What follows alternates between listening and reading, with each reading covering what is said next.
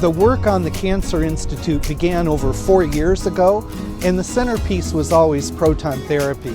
And to see that coming to fruition today with the delivery of the unit is extremely exciting. Now we know it'll take a whole year to set up and get ready to go, but this arrival is a huge milestone for this project.